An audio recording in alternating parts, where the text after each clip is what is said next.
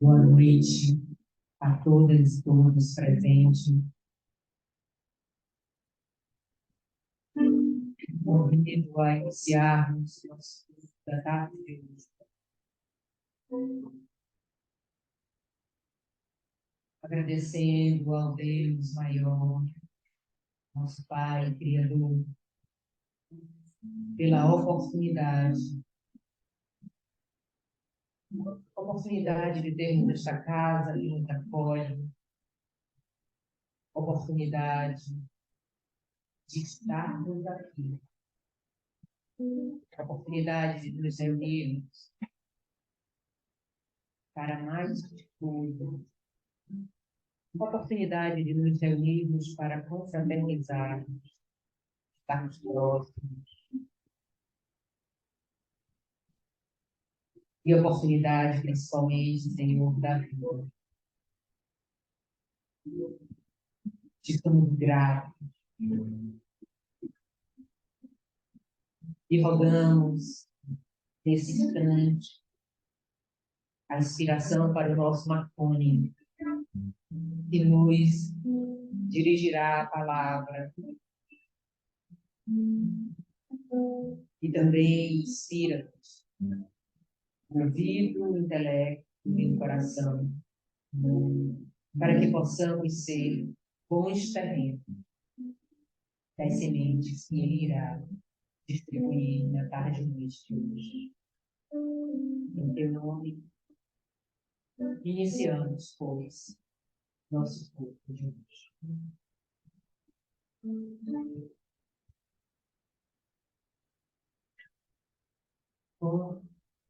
Boa noite a todos.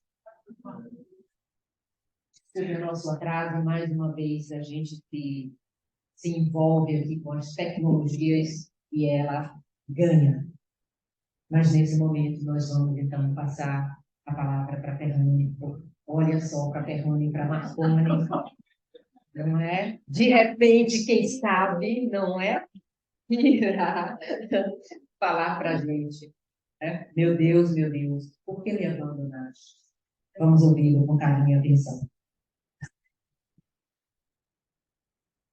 E Jesus nos inspire, nos abençoe na noite de hoje. O tema...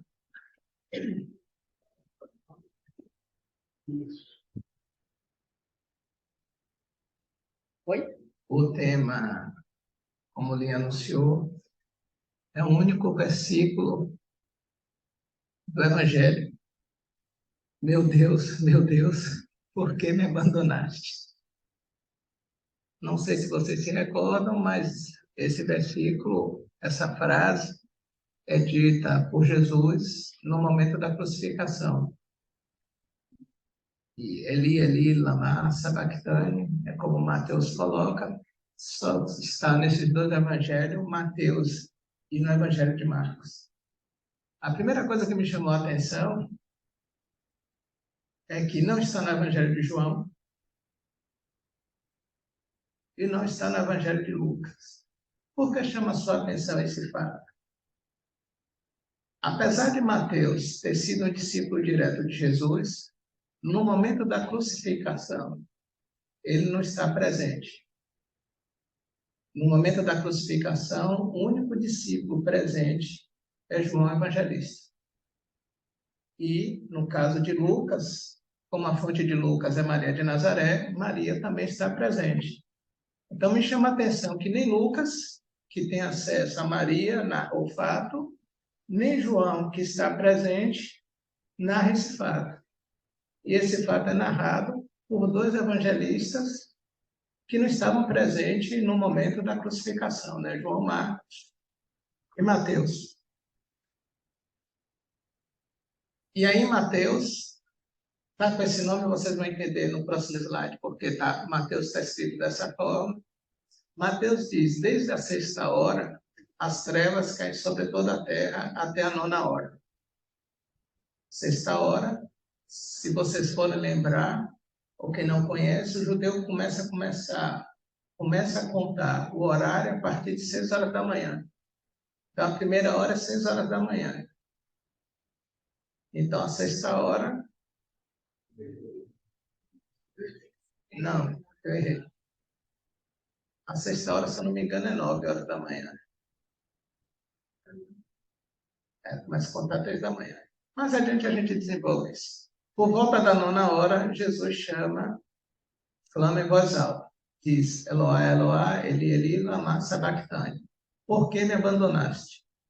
Está escrito dessa forma porque uma coisa que a gente vem observando hoje, tem muita publicação no YouTube de vídeo. E os indivíduos falam as coisas, mas não dizem as fontes.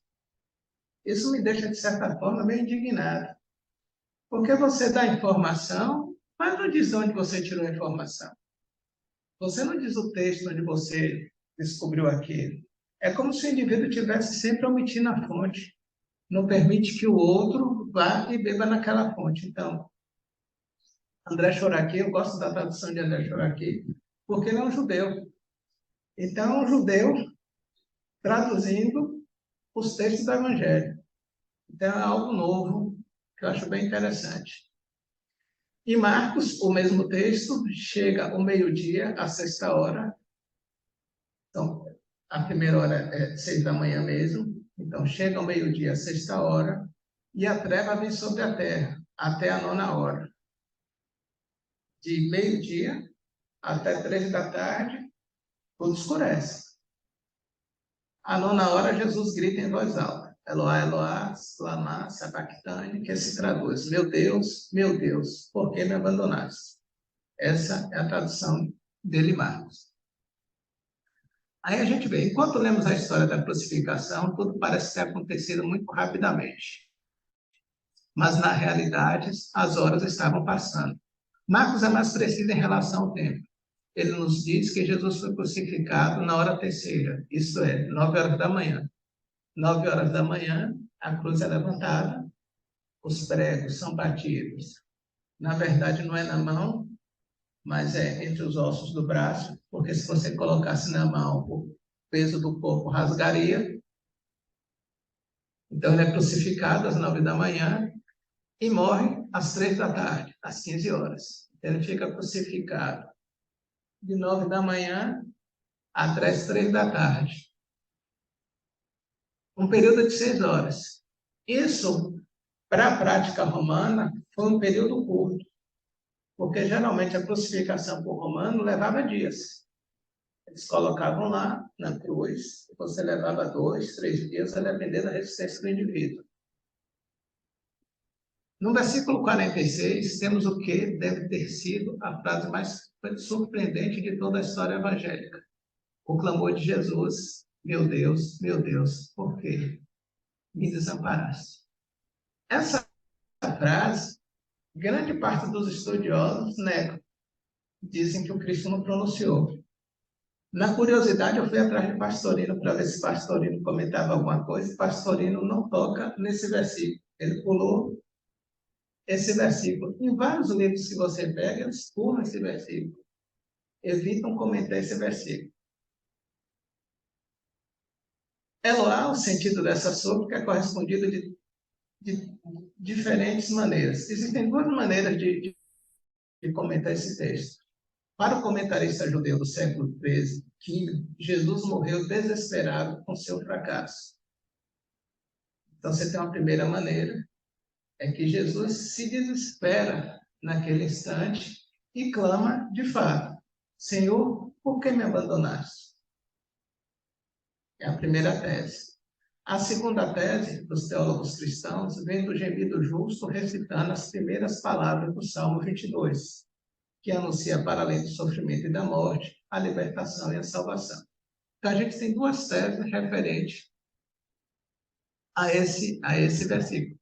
É bem interessante que quando você pega os livros de comentário, as parábolas os caras levam 5, 6, 7, 8 folhas comentando.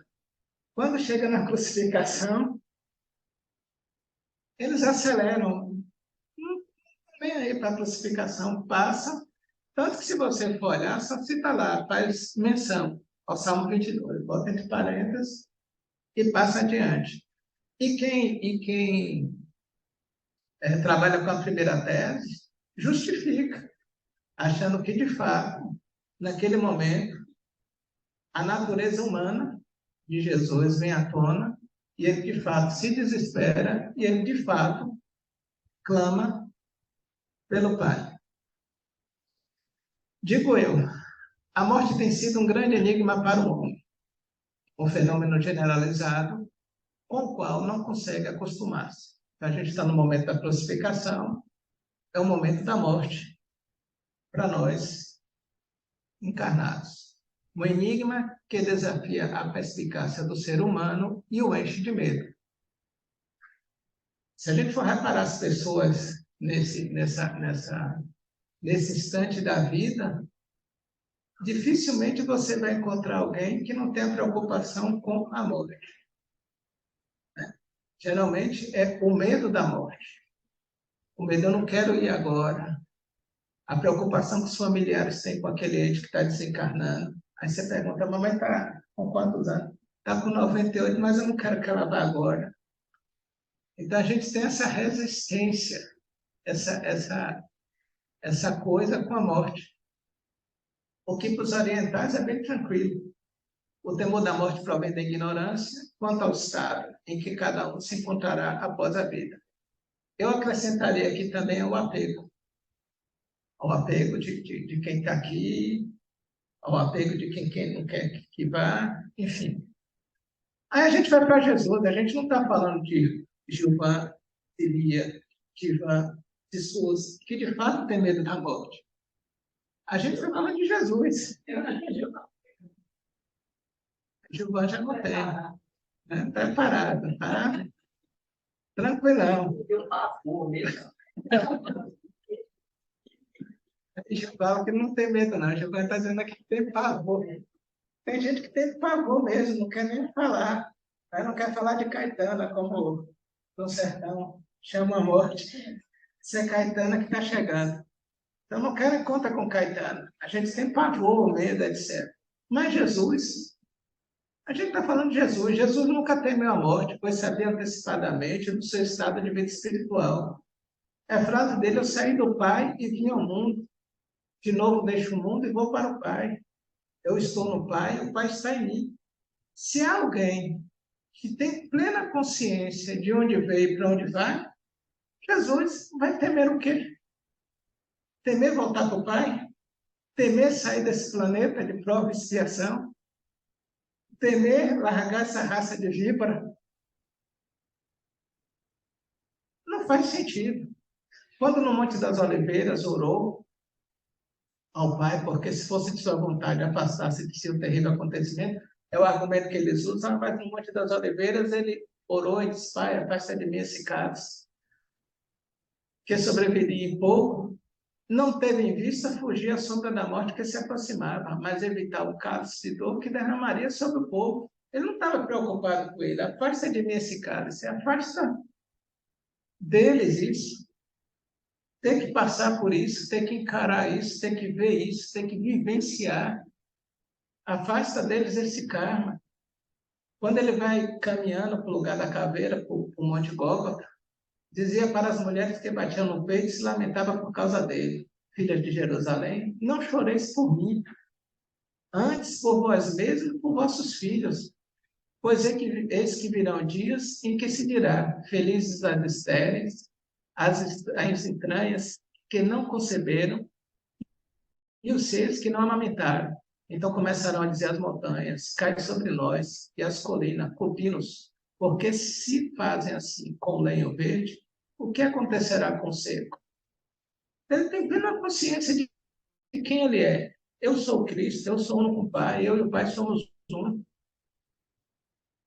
O poder de nascer e morrer estava em suas mãos, e não nas mãos dos homens. Dou a minha vida para retomá-la. Ninguém a tira de mim, mas eu a dou livremente.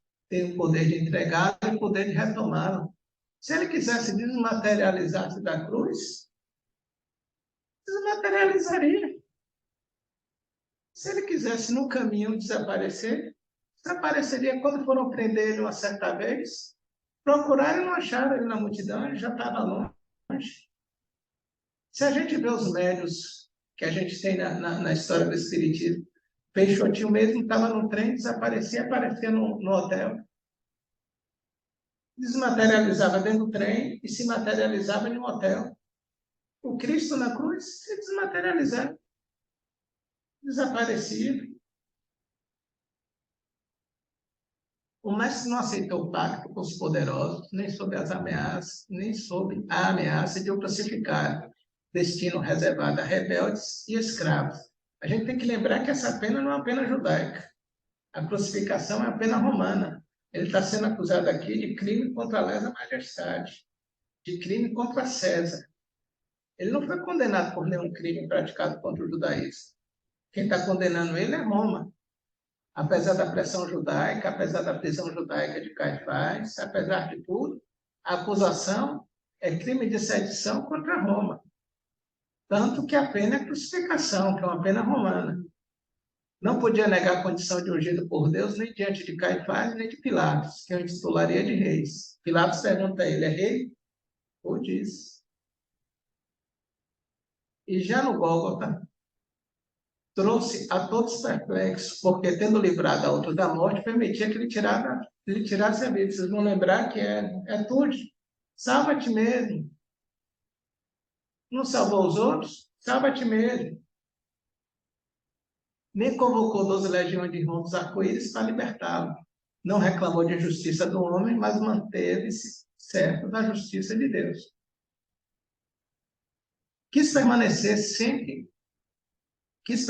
atento sempre em todas as situações. E assim como fora consciente do toque sutil de uma mulher hemorroísa, a gente lembra da passagem da hemorroísa, ele está andando na rua, que alguém toca nele, ele pergunta, quem me tocou? Aí Pedro, com toda a delicadeza dele, mas senhor, o senhor andando aqui no meio da multidão, todo mundo esbarrando, você me perguntar quem lhe tocou? Ele disse, alguém me tocou. Alguém havia tocado de forma diferente. E a hemorroísa se identifica, fui eu que toquei. Tem um fluxo que não cessa há anos, já foi em todos os médicos, mas eu sei que se eu tocar. Havia umas bolotas penduradas na veste, na túnica, se eu tocasse nessa bolota, nessa bola, eu sei que eu ficaria curado, nem tocar nele. A fé dela era tamanha que se tocasse na roupa, e a percepção dele é tão fantástica que ele sentiu que tocou no meio da multidão, na veste. Não tocou no braço dele, na cabeça dele, no rosto dele, tocou na veste. Permaneceu consciente até o fim, recusando ser tocado quando oferece a ele o vinagre na cruz ao sentir sede, ainda que por um gesto de compaixão de quem lhe oferecia o entorpecente. Em comunhão estreita com o Pai, reconhecia sua condição de Senhor e Mestre, e crucificado sabia do seu destino. Por isso não podia ter medo da morte.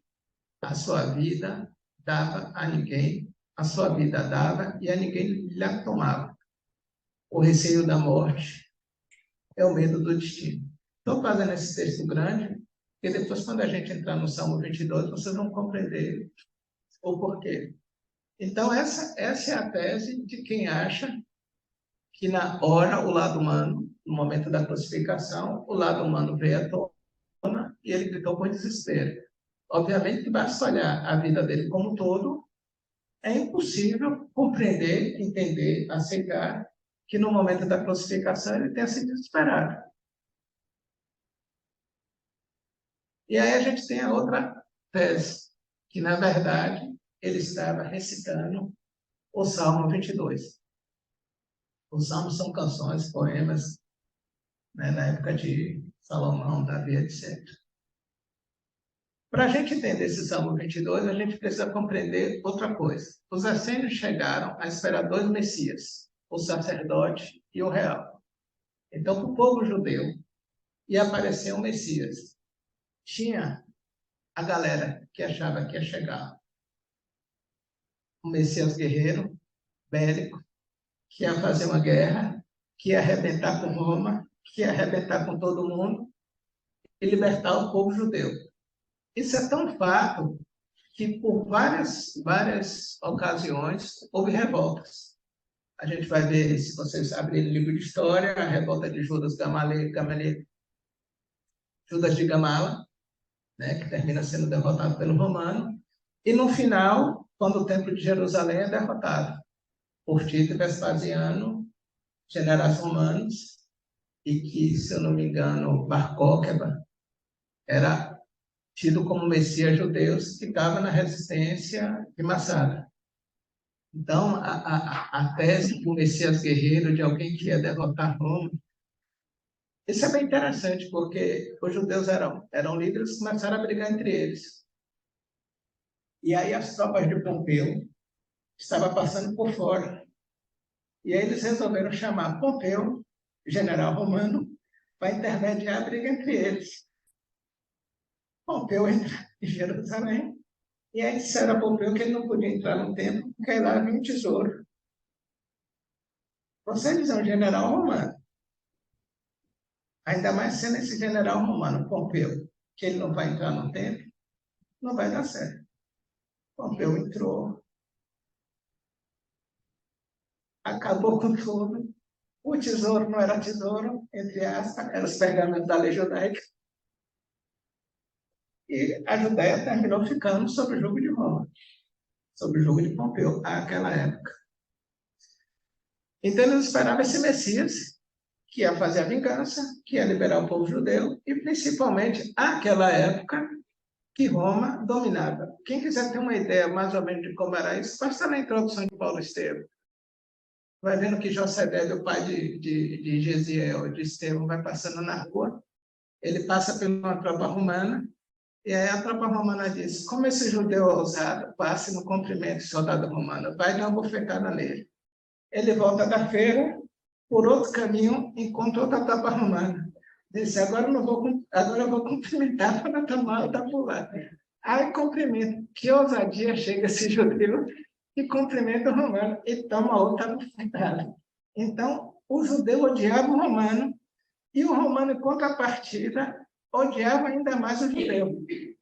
Porque eu estou longe de Roma, com essa raça ruim, estou longe de casa para ficar controlando esse povo que toda hora vem, dá uma facada, mata, enfim. É o que a gente tem. Então, a gente espera o Messias guerreiro. E havia aqueles que esperavam o Messias sacerdotal, o Messias religioso, que ia liberar o povo através da religião. Então, de um modo geral, entretanto, aguardava-se um guerreiro, cidadão de adversários, alguém que estabelecesse o império em nome da Santa Aliança, feita com antepassados, queria um senhor da guerra, e apareceu o príncipe da paz. Então, a rejeição a Jesus também vem explicada pelos judeus por essa forma. Como é que ele come com publicanos, come com prostituta, anda com toda espécie? Obviamente que ele não é o Messias. O Salmo 22 está inserido na própria história da crucificação. Tem sugerido que Jesus estava, de fato, repetindo o Salmo para si. E, embora comece com um grito de desânimo, acaba subindo em triunfo. O Salmo começa com esse grito e, no final, ele termina com um texto de triunfo. De ti vem o meu louvor na grande congregação. Assim sugere que Jesus estava repetindo o Salmo 22 na cruz, como uma descrição de sua tribulação e como um cântico de louvor, sabendo muito que ele começava nas profundezas e terminava nas alturas. Alguém já leu o Salmo 22? Sai lá, duas. Duas almas salvadas. É estranho como o Salmo 22 flui por toda a narrativa da crucificação. E essa palavra é, de fato, o primeiro verso desse salmo. Mais adiante diz: todos que me procuram zombam de mim. Lembra disso na crucificação? Que o pessoal fica zombando: é pro rei, desce daí. Manda teu pai vir te tirar. Você curou os outros, você salvou os outros e não se salva? Eles torcem a boca e balançam a cabeça dizendo: ele apelou ao Senhor, livra-o, salva, se é que realmente se agrada dele. E ainda mais adiante, lemos: repartir entre si as minhas vestes, e eles lançam a sorte sobre minha roupa no jogo de dados. Lembra que os soldados rasgam a roupa de Jesus e repartem entre eles? Lembra da coroa de Sião?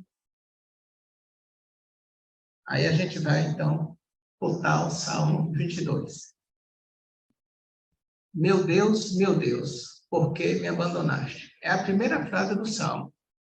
É a mesma frase que Jesus diz na cruz. O mais interessante é que esse salmo está lá no Velho Testamento, é muito antes do Cristo, não é algo formulado por ele, é algo que está no Velho Testamento. Meu Deus, por que me abandonaste? Por que estás tão longe de salvar-me, tão longe dos meus gritos de angústia?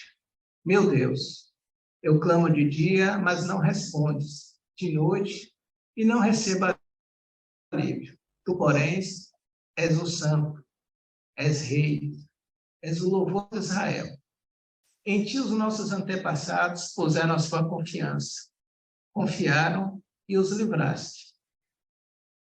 Clamaram a ti e foram libertos. Em ti confiaram e não se decepcionaram.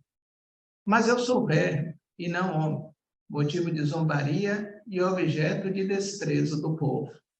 Caçou de mim todos os que me veem, balançando a cabeça, lançam insultos contra mim, dizendo: recorra ao Senhor, que o Senhor o liberte, que ele o livre, já que ele quer bem. Contudo, tu mesmo me tiraste do ventre, deste-me segurança junto ao seio de minha mãe. Desde que nasci fui entregue a ti, desde o ventre materno és o meu Deus. Não fiques distante de mim, pois a angústia está perto e não há ninguém que me socorra. Muitos touros me cercam, sim, rodeiam-me os poderosos de Baçã. Como leão voraz, rugindo, escancaram a boca contra mim. Como água me derramei, e todos os meus ossos estão desconjuntados. Meu coração se tornou como cera, derreteu-se no meu íntimo. Meu vigor secou-se como um caco de barro, e a minha língua gruda no céu da boca. Deixaste-me no pó à beira da morte. Cães me rodeiam. Um bando de homens maus me cercou. Perfuraram as minhas mãos e meus pés. Posso contar todos os meus ossos, mas eles me encaram com desprezo. Dividir as minhas roupas entre si e lançar a sorte pelas minhas vestes. Tu, porém, Senhor, não fiques distantes. Ó minha força, vem logo em meu socorro. Livra-me da espada, livra-me da vida do ataque dos cães. Salva-me da boca dos leões e dos chifres dos bois selvagens. E tu me respondeste. Proclamarei o teu nome a meus irmãos, na assembleia te louvarei. Louvem-nos vocês que temem o Senhor. Glorifiquem-no todos vocês, descendentes de Jacó. Tremam diante dele todos vocês, descendentes de Israel. Pois não menosprezou nem repudiou o sofrimento do aflito. Não escondeu dele o rosto, mas ouviu o seu grito de socorro. De ti vem um tema do meu louvor na grande assembleia. Na presença dos que te temem, cumprirei os meus votos. Os pobres comerão até ficarem satisfeitos. Aqueles que buscam o Senhor o louvarão.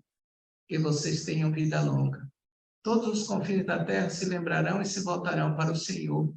E todas as famílias das nações se prostrarão diante dele, pois o Senhor é o reino, ele governa as nações.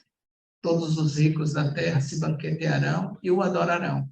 Haverão de ajoelhar-se diante dele todos os que descem ao pó, cuja vida se esvai. A posteridade o servirá.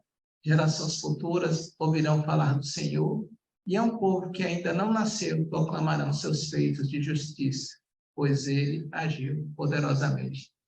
Há alguma dúvida de que ele estava recitando o salmo? É incrível como esse salmo resume toda a vida do Cristo, né? Os milagres, as curas, a perseguição e o próprio ato da crucificação. Então, entre as duas teses, e negar a morte e está recitando o salmo, acho que não resta dúvida de que era, entre aspas, né, ainda no corpo de carne, a última lição. Não tenham dúvidas de que o Senhor está conosco. E aí a gente encerra e deixa aberto os comentários.